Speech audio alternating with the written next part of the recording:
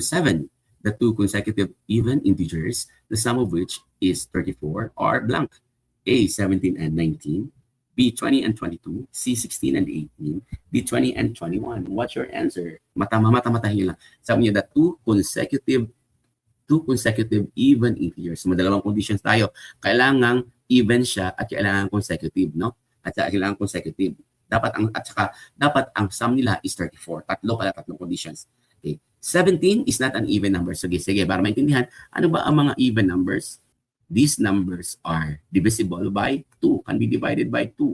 2, 4, 6, 8, 10, and so on. At yung mga hindi naman divisible by 2 are called odd numbers. Cannot be divided by 2.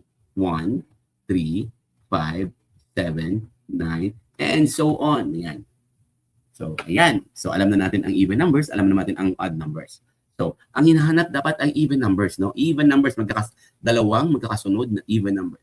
So, 17 and 19, hindi siya even numbers kasi cannot be divided by 2. Kaya ligwa ka agad sa letter A. So, even integers ba ang consecutive ba ang 20 and 22 na even numbers?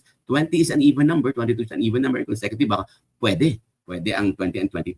16 and 18, pwede kasi 16 is even, 18 is even, magkasunod din sila. Pwede. 20 is even, 21 is not. So, ligwak na kaagad. Nasatisfy na natin ang dalawang conditions. So, ito naman, the sum of which is 34. Okay. 20 plus 22 is 42. Kaya ligwak na kaagad si letter B. 16 and 18, 16 plus 18 is 34. Kaya ang tumpak na sagot ay letter C. So, 16 and 18, ganyan po pag nagmata-mata lang tayo. Kaya hindi mo na isusolve, no? Titingnan mo na lang.